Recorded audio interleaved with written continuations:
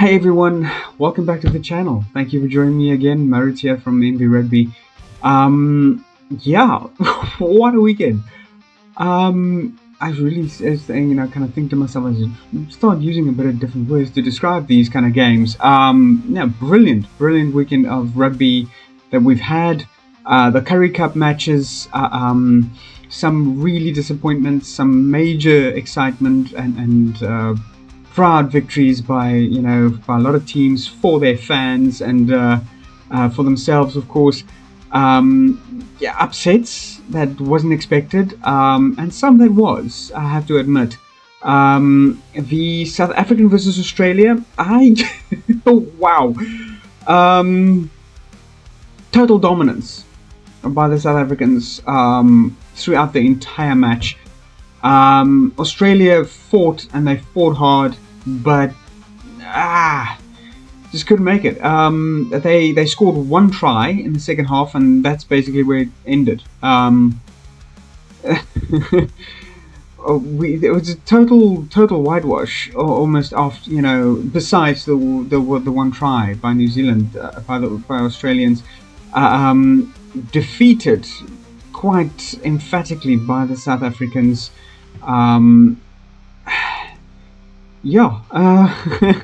Full time, I think it was, what was it, 33-7? Yeah, 33-7. Total walkover. I'm sorry to say, Wallabies, but yeah, this is basically the kind of results you can expect from a relatively inexperienced team against a well-balanced team of South Africa, and really putting some major talent into that game. Arik Low starting off at number 8, doing very well in that game. And then Sasha Feinbaum-Komazulu, that's been shining this entire year with his performance for the Springboks. I mean, this kid really is a diamond really being shaped here. Honestly, the Australians, relatively new team. Like I said, when I did the lineup, I mean, very few names that I actually recognized within that team.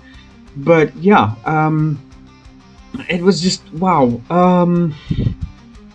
73 minutes in the lead for the Springboks. Conceding one try to the Australians. I can actually with confidence say that the Australians, did not expect this outcome at all. And they're probably going to be working hard to make a lot of improvements, possibly in the team lineup, but also with the performance in the second test coming up. They're going to have to be looking at their performance quite hard. And I'm pretty sure quite a few harsh words were spoken in that locker room after the game. It's as any team's head coach would be doing when they're staring that kind of result in the face. But yeah, that's the reality of it. Unfortunately for these boys.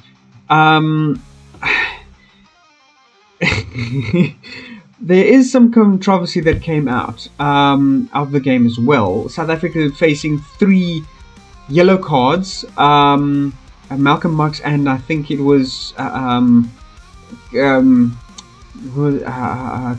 Cup, that faced the yellow card almost together. Like 2-3 minutes or 5 minutes apart. And I will speak about the Malcolm Marx yellow card a bit later, because it's these kind of inconsistencies within the game and refereeing that a lot of us do get upset about, and a lot of people, not just from South Africa but from all over the world, do get upset about, because refs just aren't consistent in their calls. When they make these kind of calls, and I'll speak of, because a similar infraction happened in the Argentinian versus New Zealand game, and a whole different call was made. But I'll talk about that a bit later. And then obviously, controversy about Colby putting in the the ball at the one scrum, I think, and also putting in the ball at the line out. At that stage, our hooker was on the bench. He was in the sin bin. I mean, what were we supposed to do? A lot of people feeling that South Africa shifting the ball handling or the throw in of the ball to Cheslin Colby and to in the 1 or 2 lineouts. You can't run Bongi Mbonambi back on the field the whole time. Every time there's a line out or a scrum or something, you make certain concessions. You try new things and you try to innovate, try to shuffle your team around to kind of meet the challenge that you have at that time. Jesse Creel also going out for the yellow card. So we were facing some shortages of men in the game, and the fact that they actually could retain dominance in the game during those time. Except for one time when Australia actually got through. It really speaks of the South Africans' character and the strength of their teams, really. There had been obviously the changes in the lineup, from the time when lineup was released by a lot of, especially YouTubers and influencers. We saw that Archie Snyman was supposed to start the game off right next to Eben Itzebeth as the number 5 lock, but due to injury sustained in practice, he was then swapped out, and we saw Ben Jason Dixon taking the field for that match. So a lot of shifting around that happened. Obviously, certain things that happened that facilitated the need to actually, have Rassie having to compensate. And moving a lot of players around in the game itself and before the game. So we saw Sasha Feinberg-Komazulu having to leave the match while we having to deal with the scrum, bringing Bongi back on, who was swapped out quite early in the game for Malcolm Marx due to a tactical exchange. I think there was a mention that Bongi actually had a spasm, which facilitated the need to kind of swap him out with Malcolm Marx early in the game. These kind of things happen, so you kind of try to roll with the punches. And there was also controversy about certain, techniques or little, tricks tried by the South Africans in the line out. Now, I've never noticed that there's any rules against that. World Rugby hasn't said anything, according to Dwayne Vermeulen, speaking in a press conference early this week. And I've never been. We've seen these kind of things happening. I remember some time ago in the I think it was a game against New Zealand. I'm not sure who's the Bokke were playing. But we saw in the line-out, Eben goes up, catches the ball, comes back down, and in the motion of coming down, he hands the ball off to his left.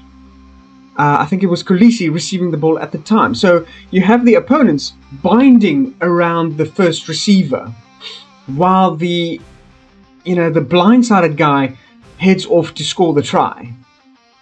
Now that's a tactic. There's no rules against it. In this game, we saw, I think it was Franco Mostert or Ben Jason Dixon receiving the ball. It was Ben Jason Dixon receiving the ball in the back of the line out, then tossing the ball to the front to Eben, who then goes down and then basically starts the rolling more while the opponents, the Australians, bind around the first receiver. No rules against that. That's what's called innovation. And I don't know why so many people have a problem with that. It's the same when we tried the calling for a scrum off of a free kick. Especially in the World Cup, where Damien Willemse calls for a free kick off the mark, and all of a sudden the rules gets changed. So is the rules going to get changed here? Are we not allowed to to apply strategical tactics within a line out or any other part of the game? We'll have to wait and see for that one, because from a lot of people that I've spoken to and a lot of people that I've watched online and speaking about these kind of things, the rules change that happened directly after these tactics was implied. And remember, Rassie consulted Jaco Paper, someone that really knows the rules of World Rugby very well, and he consulted him on that and asked him, is there any rule against it? He said no. Please, by all means, go ahead and do it. And then suddenly you see a rule change. So these kind of inconsistencies, kind of also, a lot of people feel it ruins the game. World Rugby obviously saying, it's to facilitate better flow of the game, and no, rubbish. We all know that it's, kind of to try and disadvantage the kind of innovative thinking that we've seen recently in recent years from the Springboks. So a lot of people, we'll leave that there. Let me just not go into that any further. Bulls versus Griffins game. Oh wow, I really feel sorry for the Griffins on so many levels. Coming into the season, they really haven't had a lot of luck. Full time, 55-21. Well, the Griffins played hard. Give them, no excuses. But also give credit where credit is due. They played hard. They made a lot of technical running rugby. Fantastical moves and attacking moves from them. But their defense was sorely lacking, which the Bulls obviously took major advantage of. They kept the pressure on the Griffins, pressuring into unforced errors and badgering their front row the whole time, pushing through for the try line, or and a lot of technical running as well. Namakaba really shining, putting his first points on the scoreboard for the Bulls this season. Veteran player from the Stormers there, and it's really well played to the Bulls. Even without Nizam Kar, another Stormers veteran. It seems like the Bulls. Jake White, please stop stealing our players. But a lot of Stormers players going over to the Bulls. Paul de Wet as well. But I think Paul de Wet is leaving end of this season. He's going over to the Bulls for next season, as I think from the Stormers. But Griffins scoring 2 tries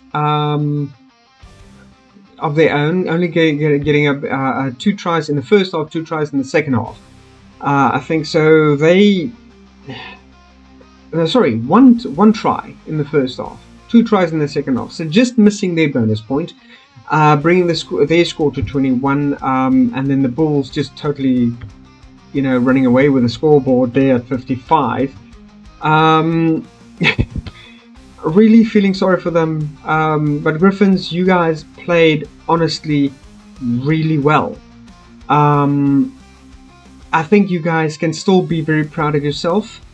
The fans can be proud of you, and your coach. Please, coach, don't be too hard of them. They played well, and they really gave it their all. Round of applause to you guys for your effort. Lions versus Pumas. Both teams, honestly, very, very, very well played. Not the scoreboard that the scoreboard end time that the Pumas wanted, doing considerably worse than the Griffins against the Bulls. The Lions ending off with a similar score or identical score to the Bulls this weekend, but the Pumas coming in quite short at only 12 points in full time. played very well as well, scoring, scoring 2 tries the entire game. But really tactical playing by them. Worthy of the game of rugby, honestly. But it just wasn't to be. The Lions managed to keep pressure and dominance throughout the game. The the Pumas desperately trying to wrestle that dominance away from them, but just couldn't. They couldn't mount any kind of pressure on the Bulls, the Lions, to try and force them into unforced errors for much of the game. What can I say? Lions, well played to you. You guys did very well. Fantastically well, as a matter of fact. And I think you guys can really, pat yourselves on the back. Played a phenomenal game. Kwan Hon, really fantastical play for them. Mills, that was quite funny. That was probably the funniest part of the entire game. Mills being told off by the referee. One penalty being issued to the Pumas, and Mills really having a few words about that, not agreeing at all with the referee, and then being called to one side along with his captain. And if I'm going to try and remember his quote, because he said to him, you're a young man with a bright future ahead. Stop shouting at me. It's like that. I mean, the veiled threat was there. Absolutely. It's like, stay in your lane. You're not calling this game. I am. If you want to swap places, be my guest. But as long as I'm the referee of this game, you're going to be listening to my word here. Okay? You're not going to start shouting over me. You're not going to start cursing or laying your opinions to me here as if you are some voice of authority in this game. So, Mills really being, put in his place there quite a bit. And I think, look, a player should have a voice. But the proper means of doing this is going through your captain. We saw that in this weekend with the game against, between South Africa and Australia. A lot of players coming to Siya Kolisi, telling him about, certain infraction happening. I think it was the tackle on Kobus Reinach that happened, him being flipped up and over, and there was some weird thing that happened because because there was a call from the TMO, I think, to Luke Pierce, calling his attention to a specific controversy happening just before we score the try. So he was looking at that, but he also then Siya Kolisi came up to him and says, well, look, there was a bit of a problem here with our scrum half being tackled.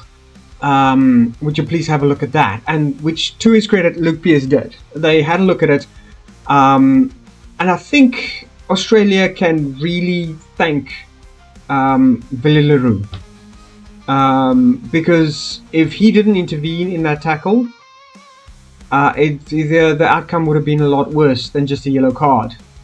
Luke Pierce then basically awarding the yellow card, rightfully so, for Kobus Reinach being flipped in the tackle, putting him down on his, I think it was on his neck that he went down in, but not as severely as it could have been, because Willie le Roux interceded. He grabbed the Australian player, pulled him over, sort of, backwards and over, to kind of allow Kobus Reinach to land on top of him rather than just straight onto the ground. I think there is a possibility of an injury that could have been worse, and the outcome could have been worse than it actually was. So I think Willie le Roux kind of spared Australia a red card there. It was referred to the bunker, but the bunker then basically came back and said, no, it's the low degree of danger, so sticking with a yellow card. And I really do think that they have yeah, let me not labor the point. But Viapier versus Cheetahs, and Viapier, not the outcome that we wanted, that we expected. Or that we kind of, Viapier dominated the game right off the blocks in the first half, scoring I think about three tries, and really looking good, really looking like they're on fire. They dominating the first half. The Cheetahs only scoring one try within the first half, but really looked like they were coming into the game on the back foot. Trying desperately to mount some form of pressure onto the Western Province, but the Western Province just shirking it off quite easily. And then, going into the first half, I think it was kind of at a disadvantage, really bad disadvantage by the Cheetahs, only with one try. And then to come into the second half and completely dominate the game right from kickoff. I think Western Province did manage to score some penalties there, but wow, just couldn't. And I mean, there was a lot of bad weather. They played in pouring rain because I live in Cape Town. I can contest.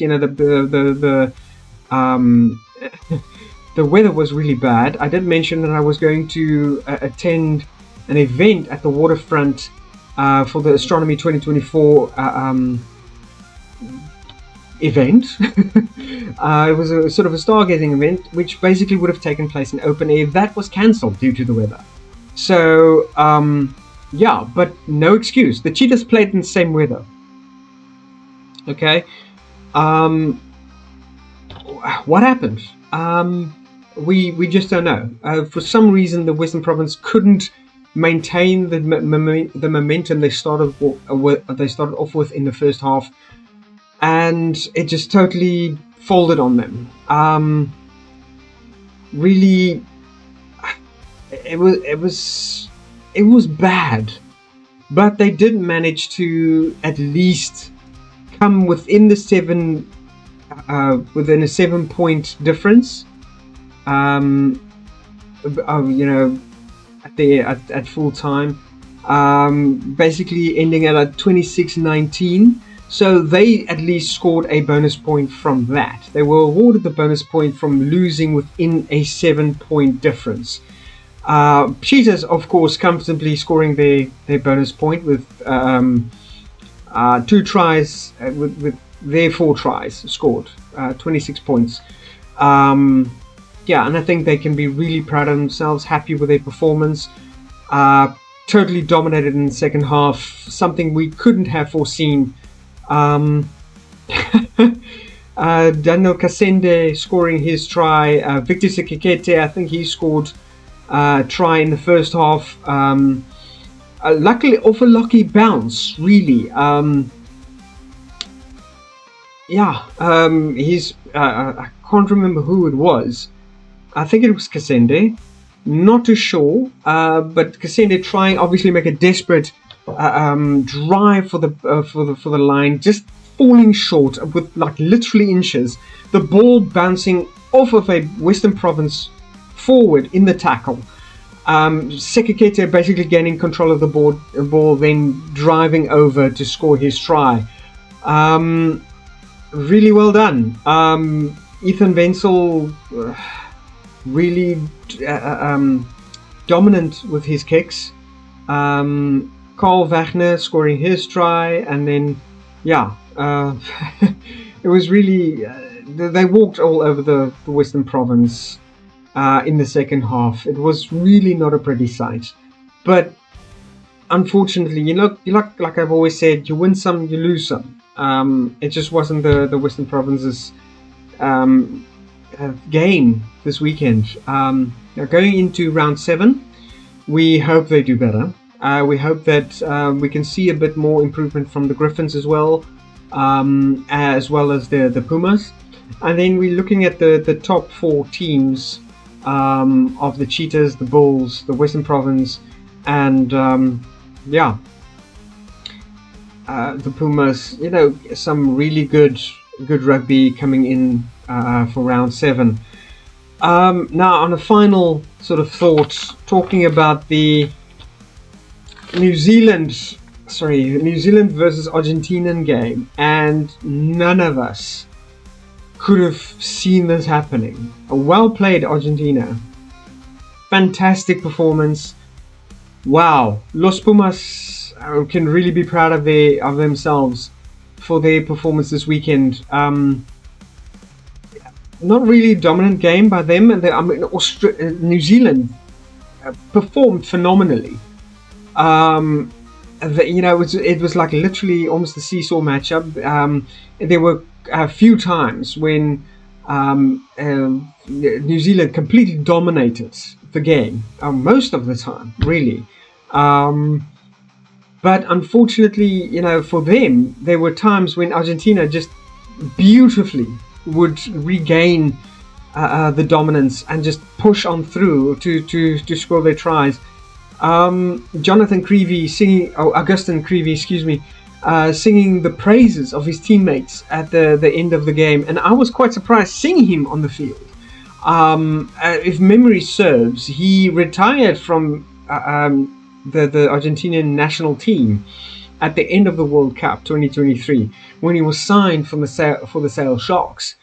I didn't think I would see him back playing for Argentina, but yeah, there he was, coming into the game on the second half, really dominating, showing his mettle within the scrum, coming in as hooker for Argentina. Really proud of his teammates. The celebration was absolutely phenomenal at the end of the game. And I absolutely loved this. I mean, the way that the Argentinian fans sort of grouped in one side of the stage or of the arena, and the whole Argentinian team just, standing there doing this to one another. It's absolute fantastic display of the love of the game and how they absolutely love their team, and in reciprocation from the team to the fans. This is what you want to see at a rugby game. This is what you want to see, that interaction, the love for the game, the love for their team, the love for their fans. Fantastic display there. The South Africans also, lovely display. Going around like they sometimes, a lot of times do. Taking sort of the victory walk around the stadium, clapping, acknowledging their fans as well, because they have always given this kind of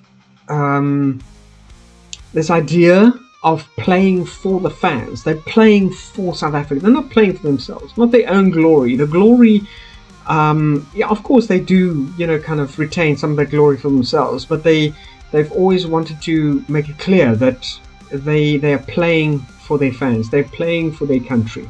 The country that they're representing. If we remember from Chasing the Sun to the kind of rude awakening speech by Rassie to the players, where he says that, bet your bottom dollar, Siya Kolisi is not the biggest thing in South Africa. South Africa is the biggest thing in South Africa. And I think that's kind of the idea that was displayed by the Argentinians with their interaction with their fans. They're basically saying that this is for you guys. We're doing it for you.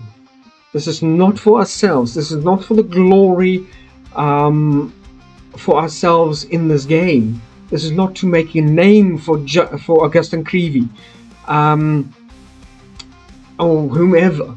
This is for you guys, and I think it's absolutely brilliant. Fantastic display there. Rotten luck to the New Zealanders. You guys played extremely well. The tactical game playing coming from the All Blacks team was absolutely phenomenal. But I also want to come back to that yellow card event and the comparing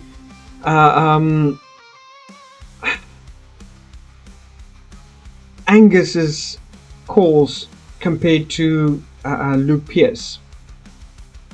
The same infraction happening.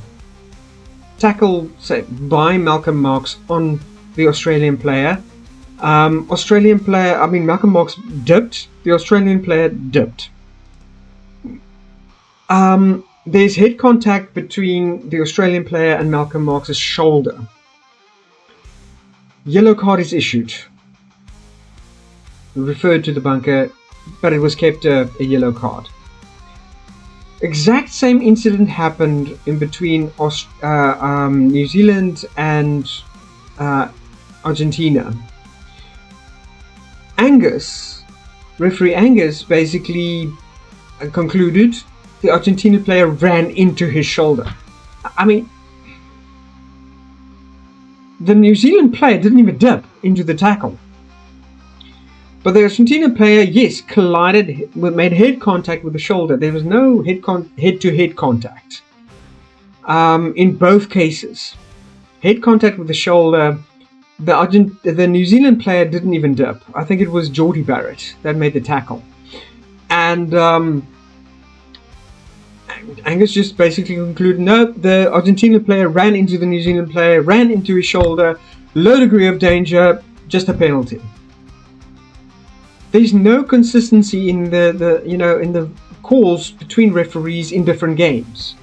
Now, this is what I've got against a referee prerogative.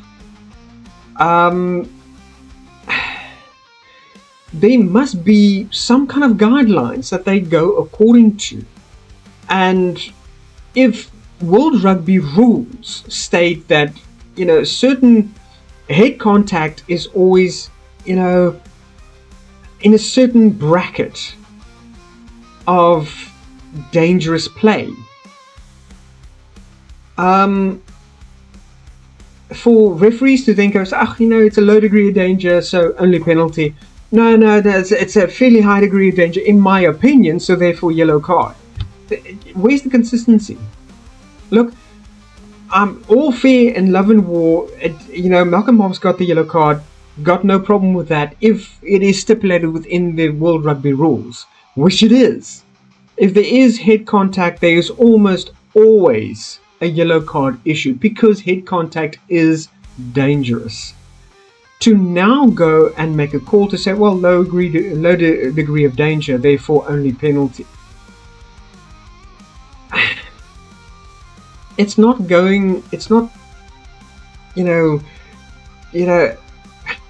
sticking to a standard of calling degree of danger.